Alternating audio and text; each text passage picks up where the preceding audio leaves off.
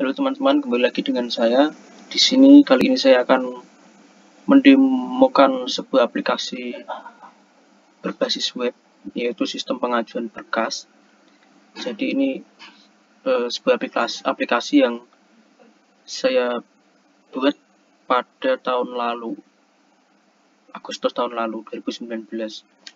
Nah, jadi ini adalah sebuah aplikasi untuk dosen atau seorang pengaju itu mengajukan sebuah nomor induk pengajar nasional. Nah, itu berkasnya itu ditampung dulu di LPMAI UKSW, di Lembaga Penjamin Mutu Akademik Internal. Nah, berkas yang ditampung oleh LPMAI, jika semua berkas yang dibawa oleh pengaju valid atau sudah dicek dan semuanya benar, nanti dari LPMAI kemudian mengajukan ke nasional. Nah, di aplikasi ini saya menggunakan template Bootstrap, kemudian PHP 5.6. Nah, ini codingnya seperti ini. Di sini ada aset seperti biasa, konfigurasinya juga seperti biasa, kemudian database, Emacs, kemudian modulnya ada di sini, ada beranda, fakultas, Emacs, kode, kemudian NIDK, NIDN ini, kemudian ada lagi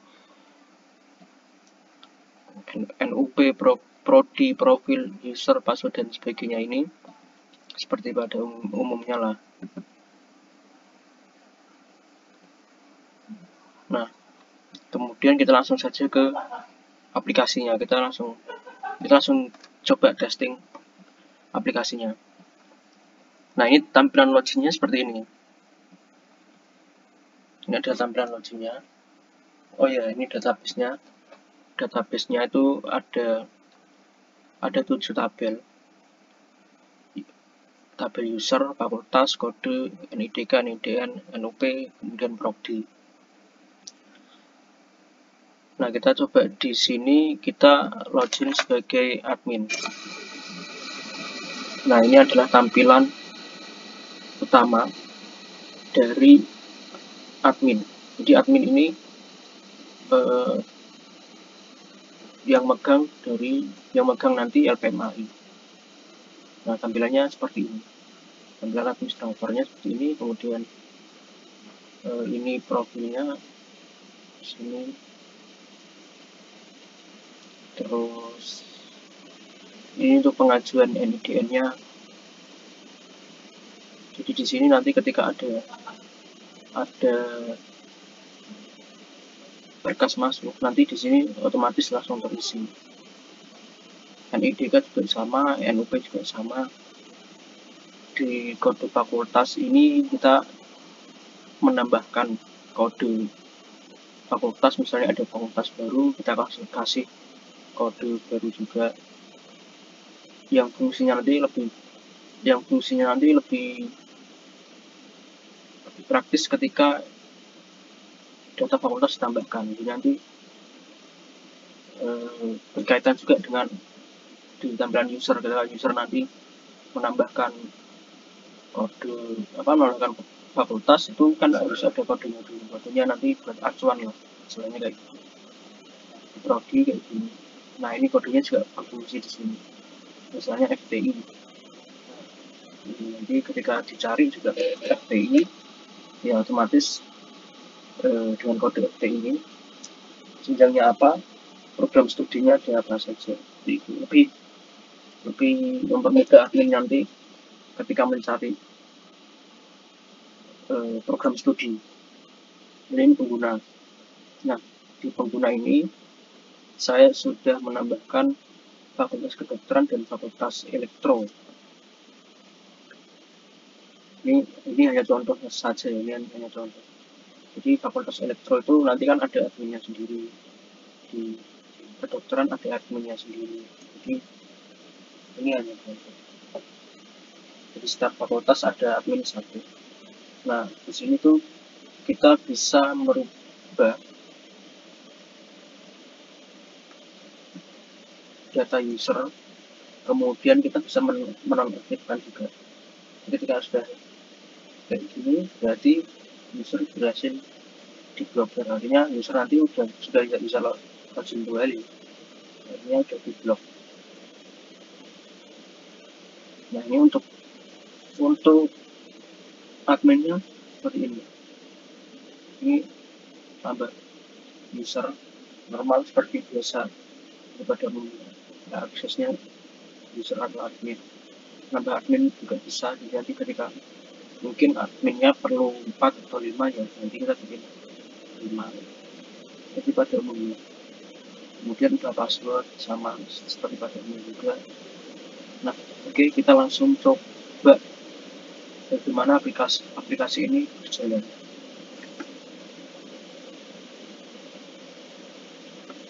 Nah, di sini udah ada tentang login user. Jadi user dan admin itu login di suatu tempat yang sama atau multi user. Jadi saya buatnya multi user. Jadi kita masukkan user, maksudnya user login. Nah, ini ada tampilan utama pada user. Di sini juga sama seperti yang tadi profil fakultas kedokterannya. Kemudian pengajuan NIDM ini nanti di sini mengisikan biodata dosen, status dosennya, pilih fakultas, topik jenjang, kemudian ini file scan-nya untuk harus berformat JPG, PNG atau JPG. Nanti diinputkan di sini. Oke, nanti kita bisa di NID juga sama seperti itu. Di NID juga sama, kemudian password sama seperti pada umumnya. Nah, kita langsung buka saja. Kita langsung mulai aja mengajukan NIDN, nomor induk dosen nasional. Nah, kita berarti user ini adalah admin dari fakultas kedokteran. Nah, admin akan menambahkan dosen yang mau ngurus NIDN. Nah, kita di sini masukkan namanya, nama tidak boleh kosong.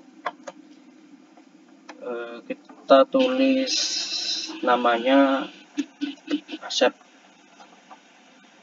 status dosen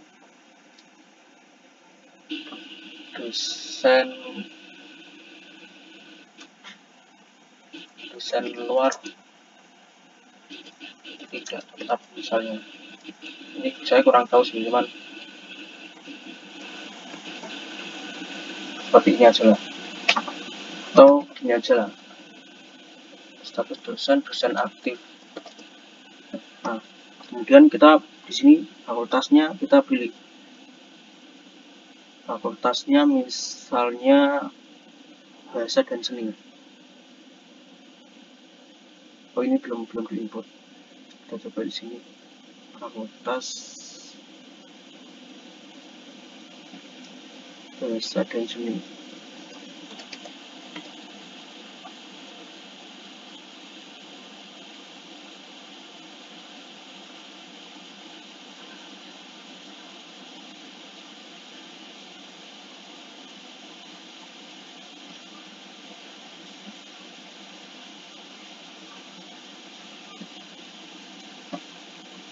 Oh, maaf. Ini saya salah di sini. Soalnya saya pakai dua exam. Saya salah port yang benar nih. Jadi ini saya coba ganti dulu portnya biar sama.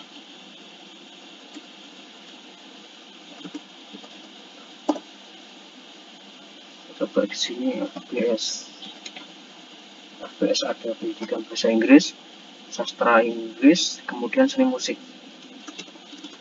Oke, kita coba input di sini. Namanya Asep, aktif. Kemudian fakultasnya Fakultas Bahasa dan Seni. Kemudian ini bisa, kemudian pendidikannya maksudnya prodinya itu pendidikan bahasa Inggris, jenjangnya S1. Berarti salah port, jadi nggak bisa connect. Nah, setelah ini kita inputkan berkasnya. Kita inputkan berkasnya di sini, kita cari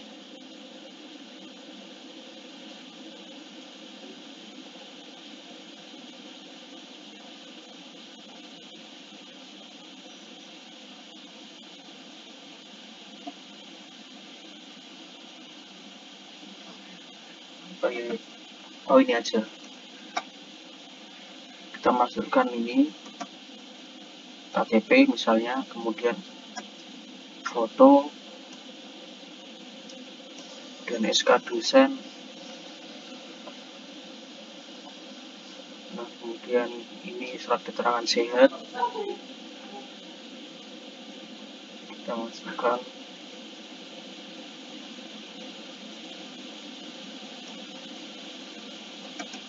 Kita acak aja ya.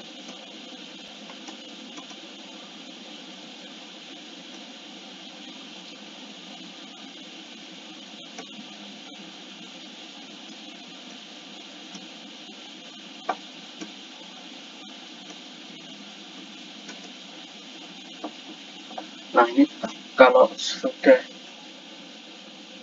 diisi semua, di sini udah diisi semua, kita submit. Nah, data berhasil disimpan. Nomor pengajuan MP001, tanggalnya tanggal 24 Agustus 2020 jam 15.49. Kemudian nama dosennya Asep, status dosennya aktif, fakultasnya Fakultas Bahasa dan Seni, yang S1, program studinya program studi pendidikan bahasa Inggris, statusnya terkirim. Nah, catatan pendidikan ini kenapa catatan perbaikan, nah ini masih kosong, jadi nanti ini tuh catatannya nanti dari admin yang ngasih ketika udah dikoreksi. Nah, saya mau coba, nah ini misalnya filenya ini misalnya kosong. Ketika kosong tidak bisa submit karena nama dosen harus diisi, misalnya Rizal aktif, kita pilih hukum, misalnya jenjangnya S1. Nah, ini kita submit. Kalau seperti ini bisa. Yang penting di dalam sini itu biodatanya tidak boleh kosong. Nah, ini seharusnya ini masih ada perbaikan sebenarnya di sini. Itu ketika edit itu seharusnya fakultas, prodi dan jenjangnya itu langsung ada, karena ini edit seharusnya langsung ada. Mungkin nanti ini bisa diperbaiki sih sebenarnya. Nah, ini tadi yang Asep udah diisi semua. Kemudian kita masuk ke admin pengajuan NDN. Nah, di pengajuan ini udah ada dari Fakultas Kedokteran mengajukan 2 berkas tadi ya. Jadi yang pertama yang kita fokuskan di MP001 ini dengan nama dosen Asep. Nah, ini kita view. Nah, di sini ada nama dosennya siapa, status dosennya apa, kemudian fakultas dari fakultas apa, jenjang apa, prodinya apa. Nah, di sini udah ada filenya yang tadi telah diinput. KTP ada, foto ada, SK ini dosen ada, ini ada. Nah, filenya ada semua. Nah, ini jadi adminnya bisa langsung memproses, atau nih kalau belum sempat ngecek itu bisa pilih sedang diproses. Nanti kita send seperti ini.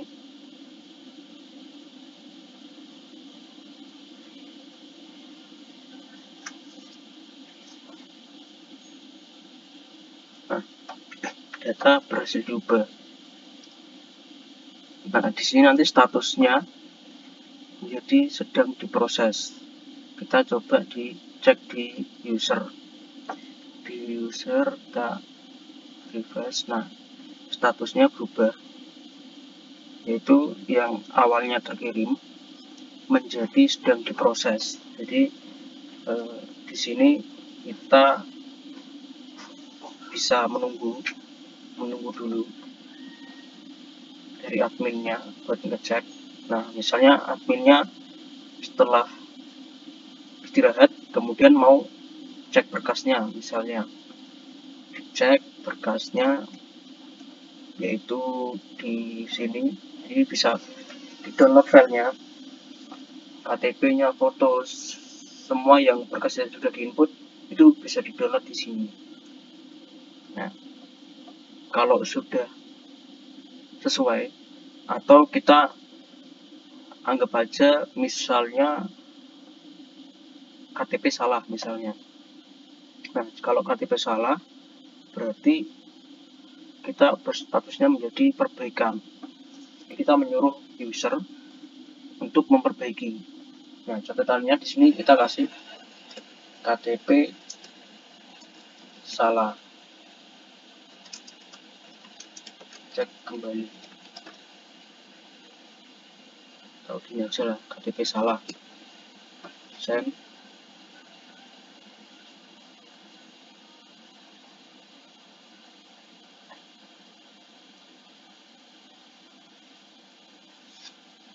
Data berhasil diubah, statusnya sudah terganti menjadi perbaikan, catatan KTP salah. Kita cek di usernya.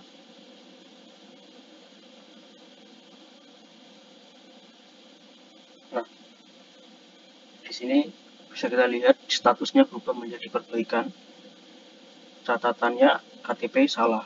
Jadi di sini kita harus memperbaiki di inputan KTP. Nah, ini harus diingat-ingat lagi ya berarti, karena ini mungkin perlu diperbaiki. Bisa sih ini diperbaiki. Seharusnya kalau kita edit fakultas prodi dan jenjang ini masih tetap nggak bisa berubah-ubah. Jadi kalau kayak gini ya user harus mengingat-ingat yang dosen asap itu fakultasnya apa, prodinya apa, kemudian jenjangnya apa. Nah, karena tadi KTP-nya salah, ini kan KTP ya, berarti kita rubah ke ini. KTP udah dirubah ya, ini udah. Kemudian kita kasih keterangan di sini,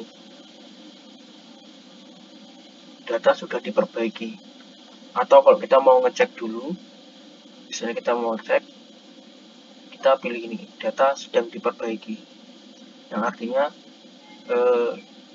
kita cek dulu apakah benar yang admin bilang itu KTP-nya salah. Jadi nanti kita kasih status keterangan perbaikan, ini sebagai data sedang diperbaiki. Nah, karena ini sudah diganti KTP salah, kita anggap aja apa yang diomong sama admin benar. Jadi kita pilih keterangan perbaikannya sebagai data sedang diperbaiki. Kita submit. Nah, di sini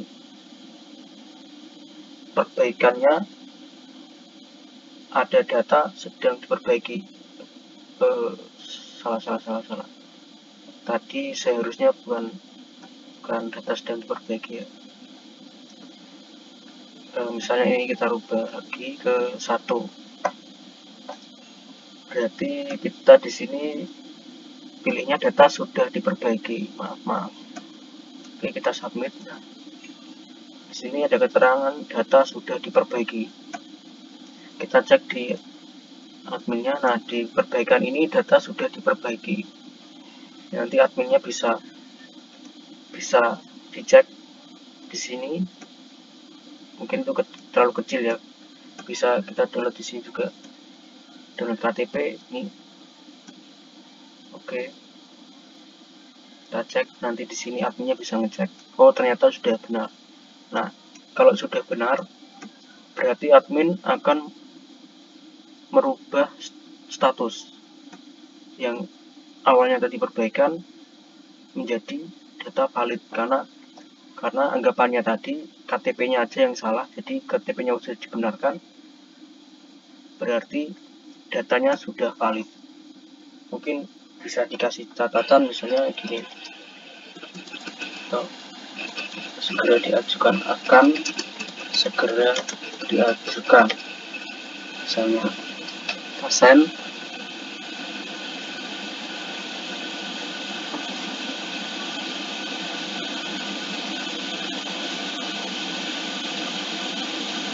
Nah, catatannya sudah berubah, statusnya berubah. Catatan berubah menjadi akan segera diajukan. Nah, kita cek di user.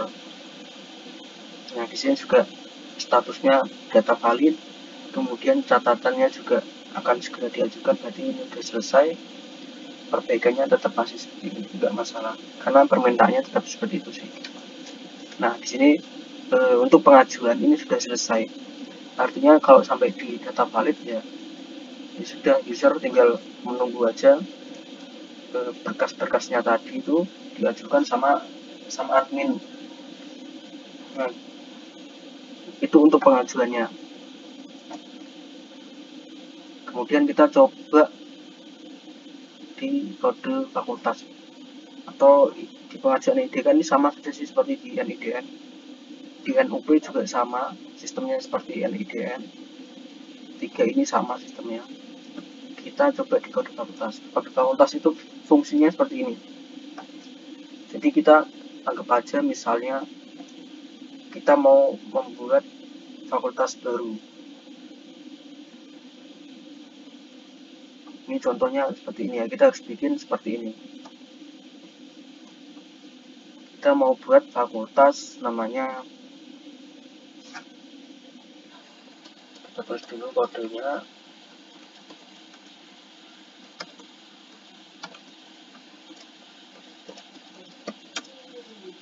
Fakultas perkodingan misalnya.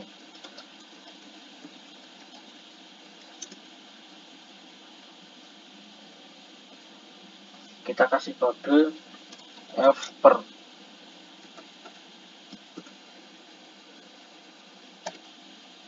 Ini ya, kita kasih kode ini, submit. Kita coba cek apakah F/per sudah masuk. Nah, F/per sudah berhasil diinput. Nah, ini kalau mau edit juga bisa di sini. Misalnya kita coba fakultasnya namanya salah, ternyata ada tambahannya, perkodingan PHP misalnya.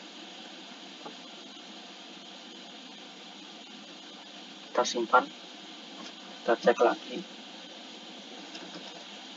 Nah, PHP sudah tertambahkan di sini. Artinya file ubahnya juga di sini juga sudah berhasil. Kita setelah kodenya fakultas kita create, kita buat sudah selesai, kemudian kita masuk ke tabel fakultas. Nah, di tabel fakultas ini kita bisa lihat kalau adminnya nggak tahu kode-kodenya, kita bisa lihat di sini. Fper misalnya ini kan fper, kemudian isikan kodenya seperti ini. Kodenya fper, kemudian fakultasnya fakultas perkodingan PHP, submit. Kita cek.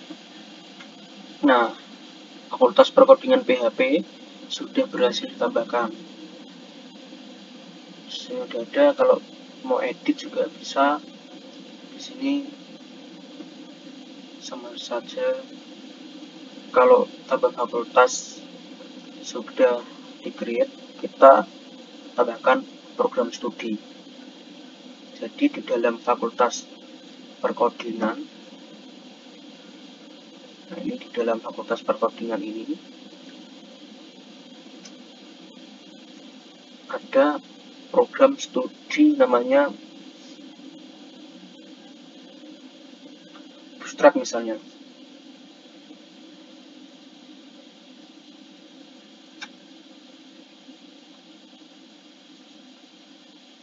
Nah, ini kode fakultasnya, ini kita pilih dulu kode fakultas yang ini.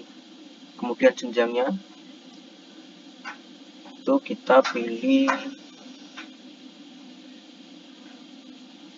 S1. Terserah sih di sini bebas. Kalau kita mau buat fakultas, kita mau dari jenjang berapa sampai ke berapa, kita pilih satu aja, S1. Program studinya namanya apa ya, coding happy misalnya, coding happy. Kita submit. Pernah di sini sudah tertambahkan. Kita mau coba tambahkan lagi, misalnya kita kasih gelar jenjangnya itu S2. Program studinya namanya coding gampang. Submit. Tambahkan lagi jenjangnya D3 misalnya.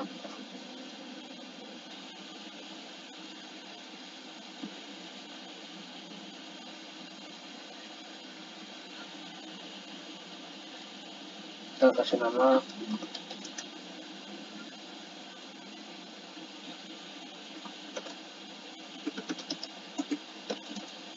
coding. Submit. Kita cek. Nah, di sini udah ada dari jenjang S1, S2, D3, di sini udah ada.